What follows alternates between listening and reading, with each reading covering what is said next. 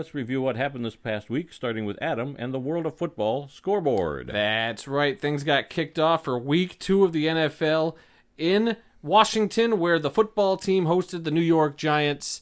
And what a dandy of a game this ended up being. I didn't expect such a game that literally came down to the end. But Washington able to pull it out 30-29 over the Giants. I don't know if you caught any of this game.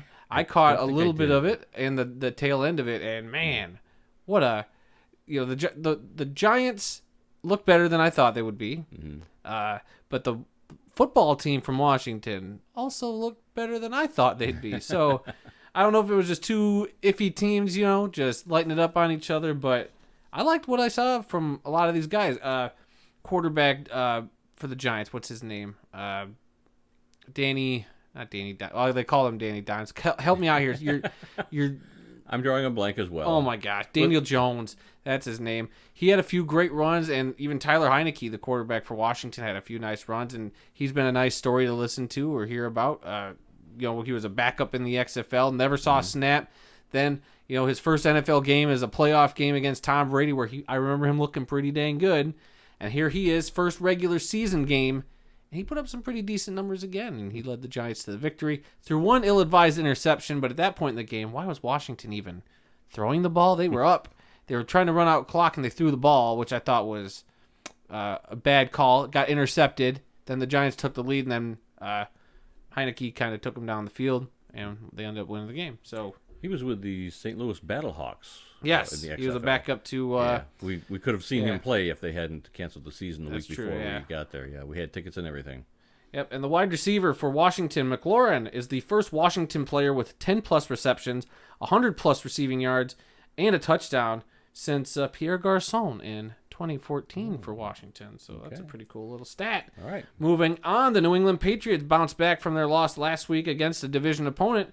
They beat the Jets 25-6.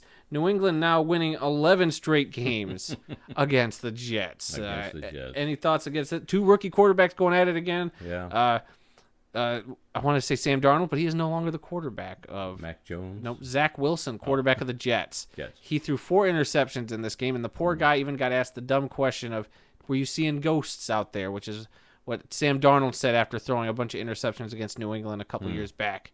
Yeah, so not a good way to start if you're the New York Jets starting quarterback. But they threw up an interesting stat during the day. I don't know if you remember seeing this, where they said, I forget the range of picks, but a top pick quarterback, and he was up there. He was the second quarterback taken in the draft, throwing 5 interceptions in his first 2 games. Was up there with Matthew Stafford, with Peyton Manning throwing 6 in his first few games.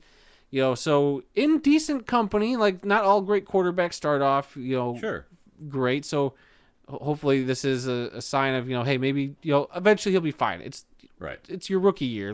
Cut the kid some slack, New York especially.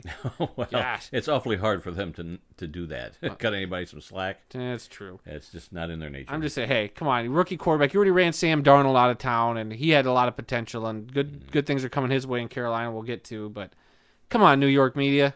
Leave these kids alone.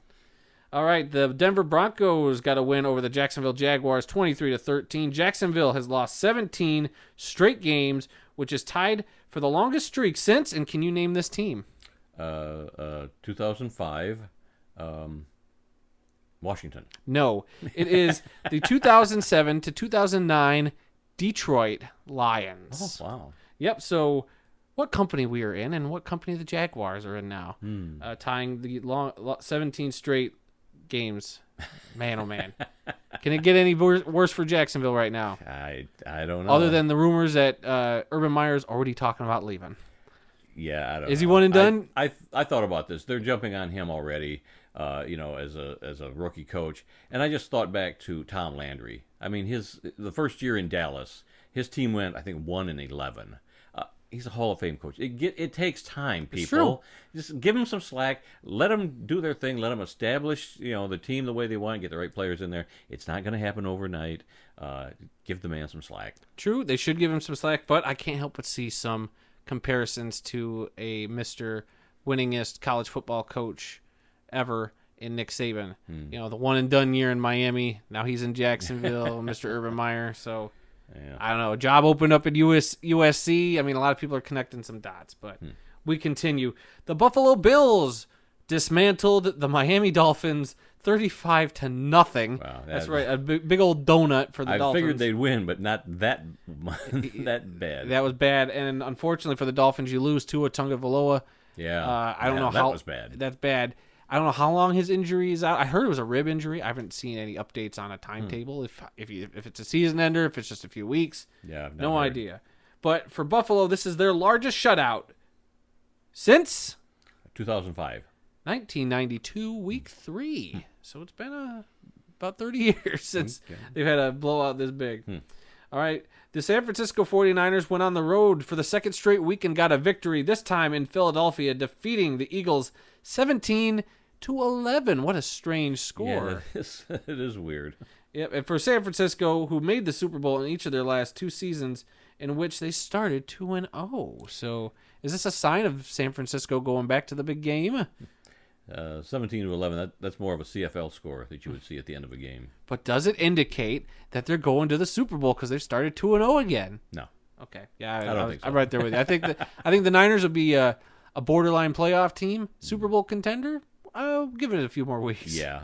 I'm not ready. It's too early. I'm not ready to crown them just yet.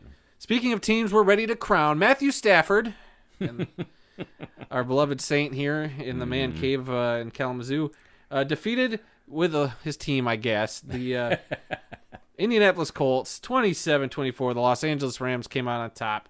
Los Angeles starting 2-0 for the 4th straight season, and I won't lie, Matthew Stafford didn't look perfect. No, this was not a cakewalk for the Rams. They had to work for this win. I mean, they started off looking like they were going to control this, but then Carson Wentz, I'm going to give him a lot of credit. He threw some awesome passes. He did a lot of stuff right, did a few things wrong, and the poor dude ended up breaking both of his ankles during the game or fracturing his ankles or something. Both of them. Like, one is bad enough, but somehow during that game, both ankles. I didn't hear it was both. I heard both. During the game, it was just the one. At that time, but I heard yesterday it was both. Both ankles are, Okay, I had not heard that. Wow. Yeah, so unfortunate for them, but hey, close game, 27-24. The Colts, though they're 0-2, I don't think they're a bad 0-2 team. I mean, you just came up against a really good Rams team and a really good Seahawks team last week. But if you're the Rams, you got to see a little bit of I won't say the downside of Matthew Stafford, but Matt Stafford had a couple of passes where he should not have thrown them. Every once in a while he does do that. I like that Sean McVay's kind of letting him. Looks like he's almost just letting Stafford kind of dictate how their passing game is going to go. Sure. But when you leave it to him a little too much, I think Stafford gets a little too. He'll force the ball in there, and I love that. But sometimes it doesn't go your way, so you got to be prepared for a few of those. Yep. And he took a couple of bad sacks too that I feel like he could have avoided, but that's just me. But they still won. But they still won. That's all that matters is that win column, right? Yep. Yeah. And staying healthy because Stafford did hurt that thumb during that game too. Again. He's always had a problem with his throwing the thumb on his. And it wasn't like I thought maybe he hit a guy's helmet, but he hit a Colts player's shoulder pads. So that thumb's already seen enough. I mean, just smacking it on somebody's shoulder pads ain't going to make it feel any better. How about this? The Raiders upset the Steelers in Pittsburgh 26-17. This didn't even look close. The Raiders, every time we had this game kind of in picture, and I kept an eye on this game a little bit, but it just looked like the Raiders were having their way with the Steelers all game long on offense.